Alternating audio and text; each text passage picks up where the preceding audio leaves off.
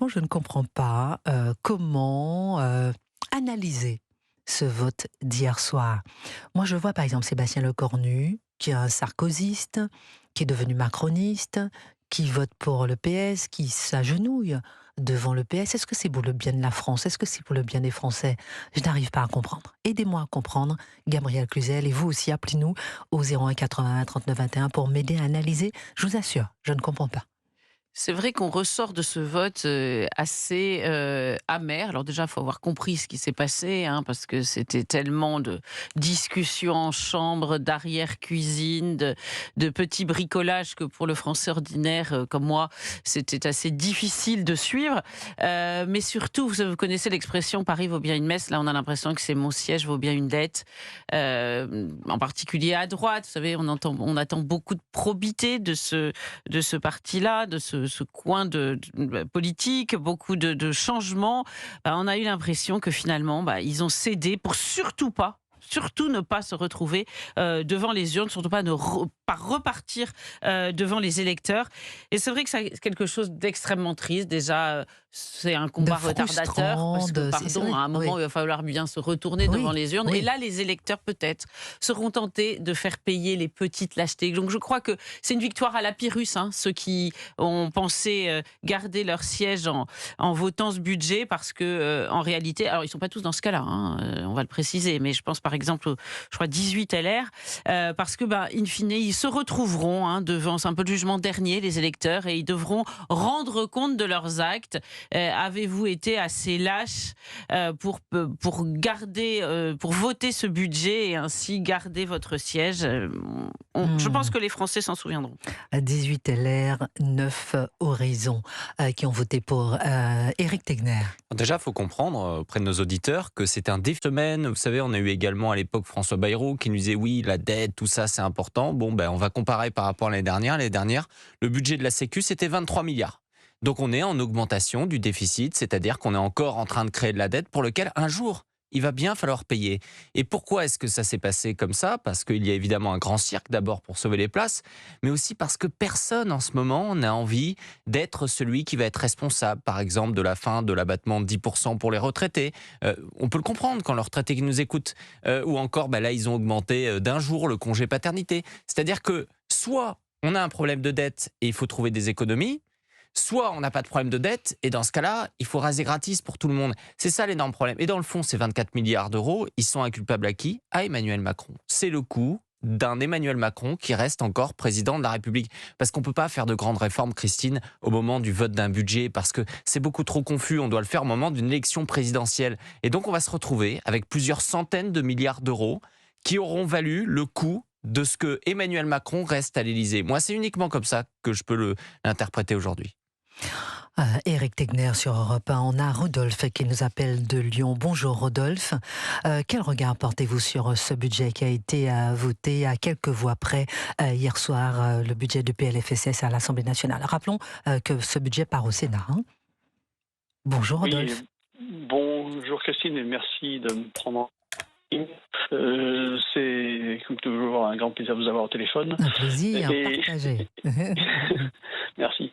Et en fait, aujourd'hui, j'en conclus encore une fois que c'est un petit arrangement entre ces messieurs qui font de la politique plutôt qu'autre chose. On est citoyens, on attend que ces gens qui sont élus par nous s'occupent de nos intérêts et en fait ils s'occupent de leurs intérêts. Et c'est là que c'est pour ça qu'on n'a plus confiance en eux, parce que en fait ils ne défendent pas nos intérêts. On dit que Sébastien Lecornu, le Premier ministre, a appelé personnellement plusieurs députés pour les inciter à voter. Qu'en pensez-vous? Ben, c'est exactement Que vous ce disiez. que je vous dis, c'est-à-dire qu'en fait, on s'arrange entre amis, on ne veut pas perdre son poste, on réfléchit au présidentiel, on réfléchit à peut-être qui pourront être distribués à ces messieurs, Mhm. mais on ne réfléchit pas aux intérêts des Français et de la France, parce que depuis 1981, où M. Mitterrand est arrivé au pouvoir, on avait un déficit de 800 millions de francs à l'époque. Au bout de son septennat, on était arrivé à 10 milliards de francs. Et aujourd'hui, vous voyez où on en est.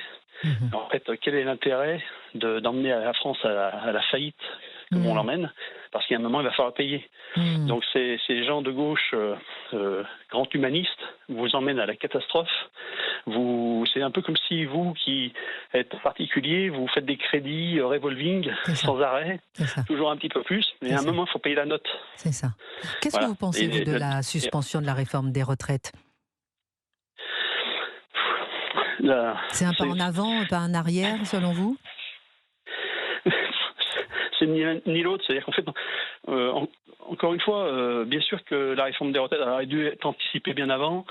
Si les budgets avaient été si tout ça avait été bien mieux géré en amont, par des vrais économistes, eh bien, on n'en serait pas là. Et le problème, c'est qu'on freine quand on est dans le mur. C'est un petit peu comme si on vous disait, vous avez eu un accident, vous êtes dans le mur avec votre voiture, mais maintenant, je vais vous installer un ABS sur votre voiture. C'est trop tard. L'accident, il est là. Tout à fait. Et vous avez déjà les séquelles, et des séquelles bien souvent irréversibles. Merci Rodolphe pour votre regard. Merci de nous avoir appelé de Lyon ce midi sur Europe 1. Nous allons avoir Georges qui nous appelle de Normandie. Bonjour Georges.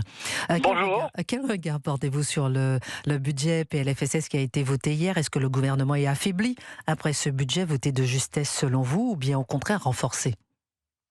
Mais écoutez, moi je voudrais, par rapport à l'auditeur précédent, élargir un peu le regard sur la situation. Pour ne pas répéter ce qu'il a dit, je suis en gros d'accord avec ce qu'il dit, ce que dit Pascal Praud, ce que vous dites depuis longtemps. On est dans une société, moi j'ai 69 ans, j'ai connu une époque où au CM2, si vous voulez, on avait un cours un peu qui nous enseignait respecter les personnes âgées, se lever dans le métro et d'une manière générale se préoccuper de l'intérêt général de la société. On vit dans une société où l'hédonisme et l'intérêt personnel est roi, et il n'y a aucune raison que les hommes politiques échappent, si vous voulez, à la machine. Donc ils sont comme beaucoup d'autres gens, comme les cyclistes qui s'arrêtent pas au feu rouge, 90% prennent des sens interdits, roulent sur les trottoirs, s'en foutent complètement de leurs voisins. C'est intéressant, Georges, donc les hommes politiques sont pareils, ils sont exactement de la même espèce. Et d'arriver un peu plus largement à ce que vous dites. Oui, Georges est avec nous en ligne, je reviens tout de suite vers vous, Georges, et David Lisnard, par exemple, qui a réagi hier soir en disant que le vote du PLFSS acte une vérité crue.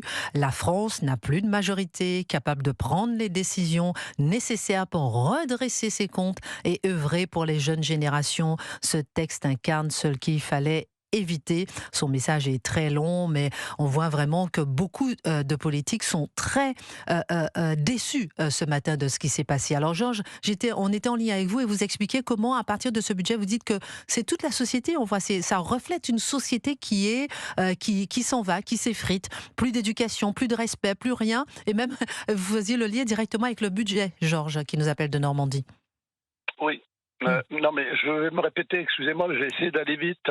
Ces hommes politiques font partie d'une société, et dans cette société, vous avez l'hédonisme et l'intérêt personnel et le plaisir individuel qui priment surtout. Donc ils sont comme les autres, tout simplement, mais ils sont aux commandes et ça a des conséquences beaucoup plus graves, c'est tout. Donc je ne vois pas actuellement un seul homme politique qui se préoccupe de la France et qui est prêt à se sacrifier pour redresser la France. Je n'en vois pas un seul. Bon, moi, personnellement, s'il faut voter demain, je voterai Bruno Retailleau, mais je suis même pas sûr. Je suis même par rapport à cette candidature-là, je doute un peu. Donc, je suis un peu du parti de Nolot. Je suis un peu sur la ligne de Éric Nolot, que vous connaissez mieux que moi, je pense. Oui, d'accord. Voilà. D'accord. Et en tout cas, vous posez beaucoup de questions par rapport à ça. J'aime bien parce que la façon dont je vous entends, je vous ressens un peu, peut-être comme moi, un peu désabusé ce matin. Un peu, j'attends à la limite 2027. Je fais un parallélisme qui va vous surprendre. Je fais un parallélisme entre les hommes politiques et les cyclistes. Vous allez me dire, ça n'a rien à voir. On parle de budget, vous me parlez de cyclistes. Moi, je parle des cyclistes parce que c'est le mode d'expression le plus crasse de l'individualisme actuel. 90% d'entre eux ne s'arrêtent pas au feu rouge, roulent sur les trottoirs, prennent des sens interdits. Et ma vieille mère, qui a 90 ans, est terrorisée quand elle sort dans la rue. Et parce que, tout simplement, s'arrêter à un feu rouge, ça fait mal au mollet. Donc, l'intérêt personnel, l'hédonisme est avant tout. C'est avant tout. Les hommes politiques sont pareils, sauf que, bon, ils ont des responsabilités plus lourdes. Et c'est pour ça que je suis effectivement un peu pessimiste. Pessimiste en tout cas. Merci beaucoup Georges pour votre appel de Normandie ce matin. Bon courage à vous. Merci, excellente journée sur Europe 1. Permettez à des tas de gens d'opinions différentes d'échanger. Oui, oui, tout à fait, tout à fait. D'ailleurs, on va donner la parole à Gabriel Cluzel et Eric Tegner, qui sont tous les deux d'extrême gauche. Non, je rigole. Je vous donne la parole dans un instant. Mais d'abord, Jean-Philippe qui nous appelle de Bretagne. Jean-Philippe, votre regard là sur le budget, vous aussi, vous êtes senti un peu concerné par cette réforme des retraites. Il y aura 70 000 départs de plus, a priori, en 2026, grâce à la suspension de la réforme des retraites. Il paraît qu'il y a un simulateur qui va être mis en ligne pour savoir quand vous pourrez partir et combien vous toucherez. Bonjour Jean-Philippe. Alors bonjour Christine et Kelly, déjà c'est un honneur de vous parler. Oh, ben moi aussi, c'est un honneur. Je vous adore. C'est gentil. Voilà. C'est gentil comme Donc tout. voilà. Vous êtes d'où en Bretagne? Vous appelez d'où en Bretagne, Jean-Philippe? Pour savoir si c'est chez Eric Tegner aussi. Où donc? Je suis à côté de Rennes. Oui, juste à côté de Rennes, au sud de Rennes. Ça va, il fait beau, c'est calme là-bas, tout va bien? Toujours beau en Bretagne. C'était beau, c'était calme, et ça ne l'est plus calme, malheureusement. Vous avez vu les actualités? Pourquoi? Pourquoi? Ah ben calme, ça ne l'est plus. C'est un trafic de stupéfiants, tout ce que vous voulez. Sur moi, je suis arrivé en 2001 en Bretagne, c'était une région paisible, très belle, tranquille. C'est plus du tout le cas. Les socialistes. Ah ouais, complètement. Alors, Rennes, Brest. Deux villes qui se sont qui effondrées sur le plan de la sécurité. C'est terrible, franchement. C'est d'une tristesse incroyable. Alors, Jean-Philippe, oui, qu'est-ce que vous pensez, vous, alors, du coup, de ce budget? Est-ce que ça affaiblit le gouvernement? Est-ce que ça renforce le gouvernement? Est-ce que ça vous donne de l'espoir? Est-ce que vous dites, ouf, enfin, le PLFSS est voté? Ou bien, est-ce qu'au contraire, vous pensez à une certaine trahison de la droite qui a voté ce budget en accord avec les socialistes et les écologistes? Oui, moi je pense que c'est surtout la sauvegarde de leur petit siège rouge à l'Assemblée. Ils vont se maintenir la tête hors de l'eau comme ça jusqu'en 2027 et puis après on verra bien. En attendant, on est en place, on continue à profiter de nos petits privilèges, et comme il dit Pascal Praud, de notre petit macaron. Voilà, c'est tout. Moi, j'ai téléphoné. Mais nous, les Français, dans tout ça, et vous, on ne peut pas. Vous restez là en observateur, un peu dépité. Non. Un peu... Non, pas d'observateur, puisque moi, j'entends depuis quelque temps la réforme des retraites, ceci, la réforme. Donc, j'ai téléphoné, je suis né en 1968, donc je me suis dit peut-être que je suis concerné. Je ne vais pas être obligé de travailler jusqu'à 60 ans. Encore, je fais une carrière longue. J'ai commencé à travailler, j'avais 16 ans, et j'ai jamais été au chômage. J'ai toujours travaillé. Donc, je me suis dit, je vais peut-être être concerné, on va téléphoner, mais pas du tout. Alors, j'ai téléphoné pas plus tard qu'hier. On me dit, ah, mais non, monsieur, ça concerne uniquement les gens qui sont nés entre 64 et 65, c'est tout. Donc, ils ont fait tout un enfumage à l'Assemblée. On aurait dit qu'ils allaient sortir la loi phénoménale pour les Français, les pauvres, il faut qu'ils partent avant à la retraite. Vous vous rendez compte, ils vont travailler trop dur, les pauvres. Bon, en fait, c'est pour les gens qui sont nés entre 64 et 65. Donc, c'est de l'enfumage total. On nous parle de dettes de 30 milliards. Vous vous rendez compte, le budget, ça va coûter une fortune. Alors, moi, j'ai pas fait l'ENA, j'ai pas fait des grandes études.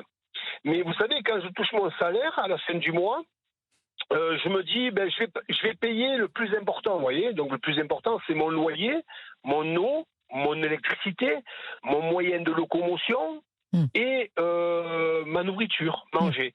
Puis après, j'ai payé s'il m'en reste, je vais aller au moins important, c'est-à-dire les vêtements, les congés, les loisirs et les restaurants. Je devrais faire pareil à l'État. Avant de donner de l'argent comme il donne à tout va, à l'Ukraine, aux LGBT, de je ne sais plus trop où, au Liban, ce qu'on entend, tout ce qui dépense à droite à gauche, on m'a donné 100 millions d'euros à tel pays, 200 000...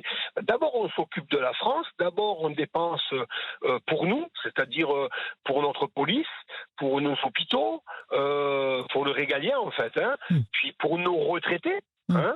Puis après, s'il en reste, on commencera à distribuer aux autres. Ça paraît bien logique, mon cher Jean-Philippe, tout ça. Oui.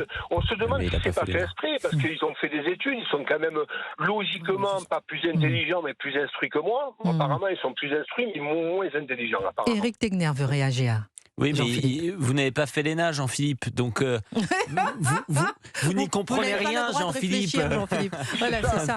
Ouais, C'est exactement ça qu'il nous répète tout le temps, en fait. C'est que tous les auditeurs sont d'accord avec Jean-Philippe. Ils disent, bon, bah, ça a l'air quand même assez simple. Mais, ils n'ont Mais pas on se fait l'ENA. retrouve avec des gens dans des commissions inconnues. C'est souvent, d'ailleurs, le haut du plafond des salaires de la haute Déconnecté. administration qui s'ils écoutent Jean-Philippe en ce moment sur Europe 1, ils disent, non, mais ça, c'est encore du grand n'importe quoi. C'est beaucoup plus compliqué que ça. Il faut continuer à donner bien de l'aide au développement à la Chine parce qu'on va être gagnant, etc. C'est du long terme. Éric Tegner sur Europe 1. Gabriel Cluzel.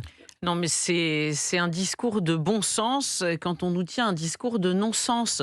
C'est simplement un raisonnement de bon père de famille appliqué à l'échelon d'un État. C'est-à-dire qu'on commence à s'occuper de ses propres enfants avant de s'intéresser aux voisins. Vous savez, Emmanuel Macron, c'est un peu la dame patronesse désargentée qui veut se donner l'illusion qu'elle est encore riche et importante en faisant la charité aux voisins. Bien sûr que ça choque les Français, toutes ces aides accordées à tout va, l'aide publique au développement qui a été un peu réduite, mais pas autant que finalement on l'imaginait. Enfin, il y a des allers-retours dans tous les sens. Ces agences, vous savez, on nous parle sans arrêt des agences. Moi, je me souviens au moment du Covid, on nous parlait des agences régionales de santé en nous disant que c'était des usines à gaz qui ne servaient pas à grand-chose in fine, enfin qui s'étaient montrées assez peu opérationnelles.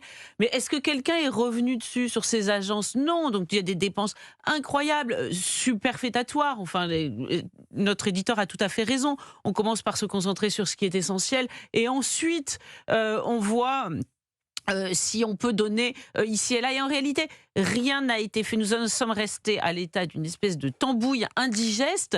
Et Sébastien Lecornu, qui est, je le dois dire, un fin stratège, puisqu'il a tenu comparé à M. Bayrou ou à M. Barnier. Mais néanmoins, vous savez ce que c'est, son mantra, c'est « ça aurait pu être pire ».